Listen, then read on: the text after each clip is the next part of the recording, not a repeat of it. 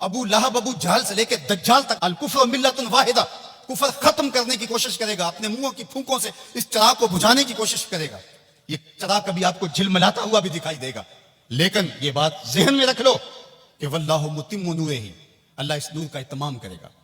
اللہ اکبر، ولو کرہ الکافرون، کافروں کا سب کچھ ڈوب جائے، اتنا سرمایہ لگایا، مسلمان پھر ابھر گئے۔ منگولوں نے کیا کچھ نہیں کیا تھا، بغداد کو اجاڑ کے رکھ دیا، دریائے دجلہ کا بند توڑ دیا، انسانی کھوپڑیوں کے مینار تعمیر کیے گئے، 1.25 لاکھ لاشیں تہ خانوں سے ہم نے نکالی، اور کوئی نہیں کہتا تھا کہ مسلمان اب دوبارہ اٹھ پائیں گے۔ لیکن ہے یا یورش تاتار کے افسانے سے، پاسباں کعبے کو مل گئے صنم خانے سے۔ ان اللہ یؤید ھذا الدین بید الرجل الفاجر، اللہ برے لوگوں سے بھی اس دین کا کام لے لیتا ہے۔ واللہ متم نورہ، وہ اس نور کو ہر صورت میں پورا کر کے دکھائے گا۔ یقین کا چراغ ہمارے ہاتھ میں تما دیا، یہ چراغ کبھی بھی آپ کے ہاتھ سے نہیں چھوٹنا چاہیے کہ دین غالب ہوگا۔ والذی ارسل رسولہ بالہدی ودین الحق لیظہرہ علی الدین کلہ، اللہ تعالیٰ نے رسول کو حق اور ہدایت کے ساتھ مبعوث اس لیے کیا ہے کہ تمام ادیان پر دین اسلام کو غالب کرے گا، اگرچہ مشرکین کو ناپسند ہو۔ ساری ان کی محنت ڈوب جائے گی، ساری کمائی ڈوب جائے گی، اتنا سرمایہ کیا، یہ ٹیکنالوجی کے کھڑے کیے گئے پہاڑ، یہ خریدے گئے غدار، یہ کائنات کے اندر ان کے عالی دماغوں کی محنت، دسیسہ کاریاں، پھیلائے گئے جال، یہ سب ضائع ہو گیا۔ اسلام جب اٹھتا ہے تو پھر اسلام اٹھ کے کھڑا ہو جاتا ہے۔ واللہ متم نورہ، اللہ اپنے نور کو ہر صورت میں اس کا اتمام کرے گا۔ اب اتمام دین کے لیے اس نے حضور کے غلاموں سے کام لینا ہے۔ آپ آئے ہو، دھوپ میں بھی بیٹھے ہو، آج عہد کر کے جاؤ کہ ہم اتمام دین کی تحریک میں عملاً شریک ہوں گے۔ اللہ اکبر، اور وہ کس طرح ہوگا؟ اللہ اور اس کے رسول کے ساتھ ہمارا تعلق اگر مضبوط ہوتا ہے تو اتمام دین ہوگا۔ پہلی بات ذہن میں رکھ لیجئے گا، دین کبھی بھی مغلوب نہیں ہوا، دین غالب رہا۔ دلائل و براہین کی روشنی میں دین ہمیشہ غالب تھا۔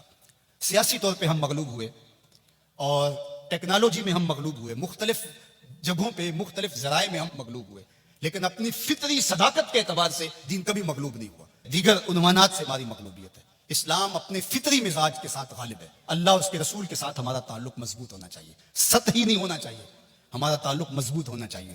ہماری محبت نعروں تک محدود نہیں ہونی چاہیے، ہماری محبت صرف ہمارے لباس اور ہماری وضاحت تک محدود نہیں ہونی چاہیے، بلکہ محبت رسول کا تقاضا یہ ہے کہ ہماری روحیں بھی حضور کی غلام ہونی چاہیے، ہمارا جسم بھی حضور کا غلام ہو، ہمارا طرز زندگی، انداز معاشرت، اٹھنا بیٹھنا، رویے، شادی بیاہ، مرگ، سب کچھ حضور کی غلامی کے سانچے میں ڈلی ہو۔ دوسرا کام آپ نے جو کرنا ہے وہ کتاب اللہ سے ربط مضبوط کرنا ہے۔ جتنا مضبوط ربط قرآن سے قائم ہوگا، امت اوپر چلی جائے گی، صرف نعروں سے نہیں، صرف باتوں سے نہیں، میری گفتگو سے نہیں، اس اجتماع سے نہیں، آپ نے قرآن سے اپنے ربط کو مضبوط کرنا ہے۔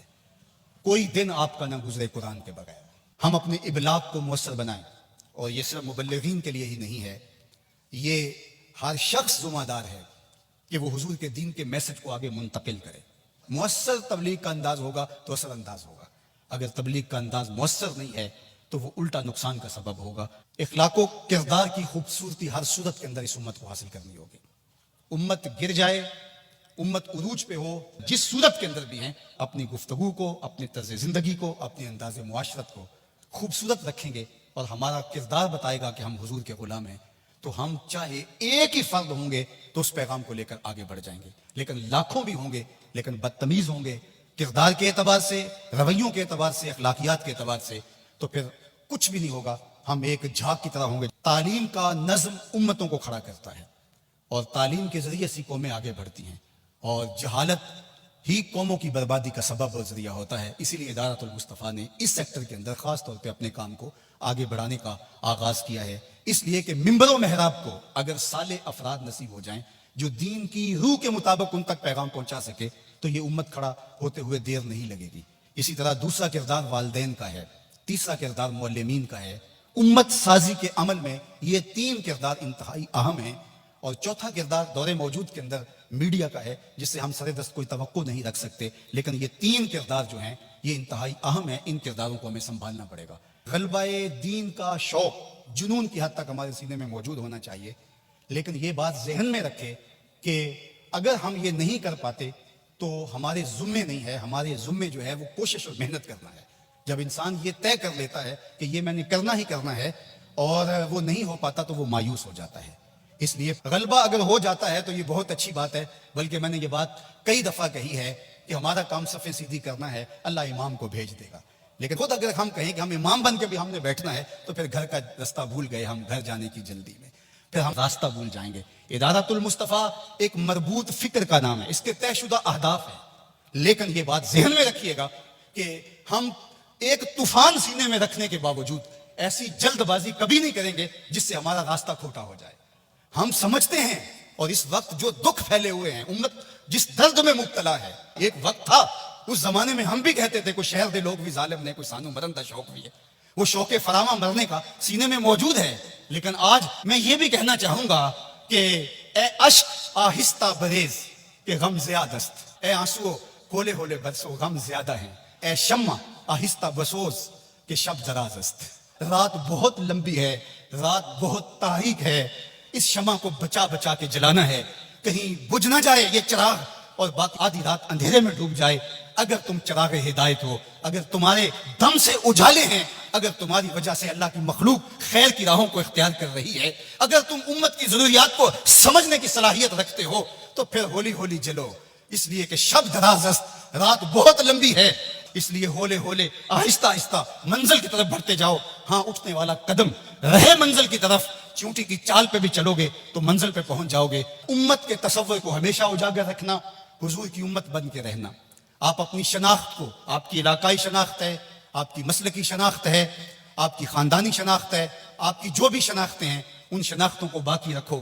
میں ان شناختوں کا انکار نہیں کرتا، لیکن آپ کا تعارف امت کے حوالے سے آگے بڑھنا چاہیے، اور امت یہ ایک آفاقی تصور ہے کہ جو آپ کو کھڑا کر دے گا اور آقا کریم علیہ السلام کی تسکین قلب کا سبب اور ذریعہ بنے گا۔ جب علماء مشائخ ایک دوسرے کے جبے ادھیڑ رہے ہوتے ہیں، منبر رسول جو حضور کا دیا ہوا ہوتا ہے اس پہ ایک دوسرے کو کافر کہہ رہے ہوتے ہیں، اور کسی کو کافر کہنے پہ جشن منا رہے ہوتے ہیں، اور ان کی پگڑیاں ادھیڑ کے اس کی دھجیاں بکھیر رہے ہوتے ہیں اور اس پہ رقص کر رہے ہوتے ہیں، گنبد خضرا میں رسول اللہ کو کتنی تکلیف ہوتی ہوگی۔ تو اس لیے امت بن کے رہو، بکھر کے نہ رہنا۔ سیاسی شعور اچھی طرح سے آپ کے اندر ہونا چاہیے۔ ہم انتخابی سیاست سے گریز اس لیے کرتے ہیں کہ اس کا نتیجہ ہماری آنکھوں کے سامنے ہے کہ 70 سال میں کچھ نہیں ملا، تو آئندہ ہم جو میسر ہے وہ ہم جو کر رہے ہیں وہ بھی کیوں چھوڑ بیٹھے۔ اس لیے کہ جو میں کر رہا ہوں اس سے حقیقی سیاسی شعور پیدا ہوگا، رجال کار پیدا ہوں گے، افراد سازی کے عمل سے ہم گزر رہے ہیں۔ وہ ایک زمانے میں مجھے کسی نے کہا کہ آپ ضرور آئیے، اور بڑی ہی محبت کا اظہار کیا اور بہت سبز باغ بھی دیے۔ تو میں نے ان کو پیر نصیر الدین علیہ رحمہ کا ایک قول سنایا کہ ایک زمانے میں ان کو وقت کے ایک حکمران نے کہا کہ جناب آپ آئیے، ہم آپ کو وزیر بنانا چاہتے ہیں۔ تو انہوں نے ہنس کے کہا میں بادشاہ تو مجھے وزیر بنانا چاہتا ہوں۔ اس لیے ہم انتخابی سیاست کا کوئی عملی نتیجہ نہیں دیکھتے۔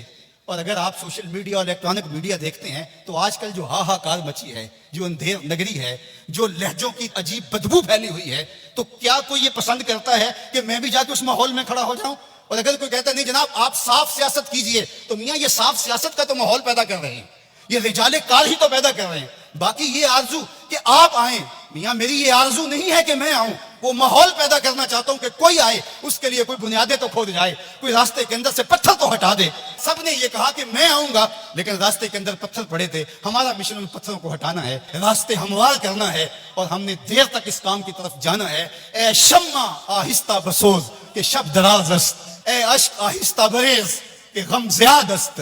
سینوں میں طوفان ہے، کل بھی کل مرجل، میرا سینہ جل رہا ہے ہنڈیوں کی طرح، میرا بھی جی چاہتا کسی دیوار سے ٹکرا جاؤں۔